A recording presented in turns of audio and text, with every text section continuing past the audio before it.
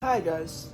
Today is Sunday, so medyo chill-chill muna tayo dito kasi bukas na yung pasok naman. So, napakita ko sa inyo yung bahay namin habang lakad.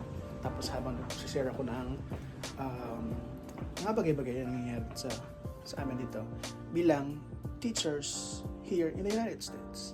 Now is the perfect time para dun sa mga tao, mga teachers na gustong mag-apply dito sa United States. Bakit?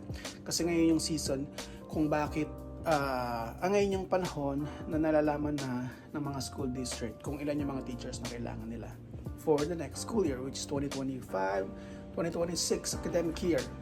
So, dahil doon, ini-encourage namin ko, especially kami ng mga Filipino teachers dito, na start na kayo maghanap ng mga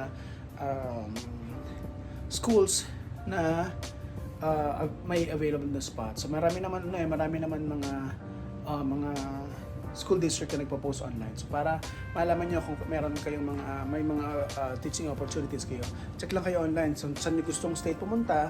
Tapos at the same time, alamin niyo kung saan school district. Pero it's always better kung dun sa pupuntahan niyo meron na kayong kakilala. At kamo kasi yung mga kakilala, sila yung nasa nasa real situation, sila yung nasa real na location. So makakapagsabi sila kung ano yung talagang pangangailangan. Minsan kasi may mga pagkakataon, upo tayo. Minsan kasi katulad ng sabi ko, may mga pagkakataon na naka-post online yung vacancy nila, pero kapag in-applyan mo, sasabihin hindi na siya kasi meron current na applicants, mga ganung bagay ba. So ayun na nga, gusto ko sanang mag-share sa inyo kung ano yung mga strategies na pwedeng gawin para makakuha ng mga vacant position. Sa Pilipinas, maraming mga agencies na this is for J1 ha, tsaka syempre parang pang H1 na din.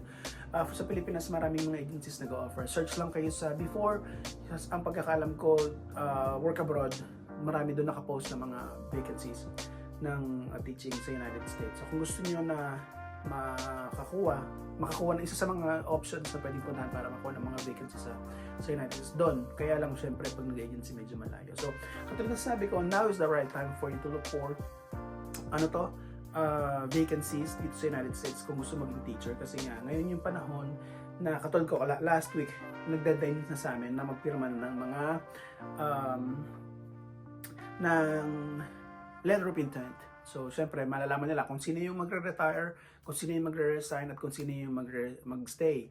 So, syempre, we signed dun sa mag-stay. So, malalaman nila kung sino yung kung ilang number ng teachers ang kailangan nila. So, it's a common fact na gantong season, yung all across United States, saka yung maraming states, ganito yung season na naglalabasan na yung mga list of positions na kailangan i-fill in dun sa mga district. So I encourage everybody to do that kasi nga to start searching kasi ngayon na yung right time. At the same time, medyo gantong panahon, ubusan ng sponsorship lalo na kapag J1 kasi syempre the easiest way to get in the United States is being under J1 visa. Kung J1 visa holder ka, mabilis ng proseso yan, makakalis ka na.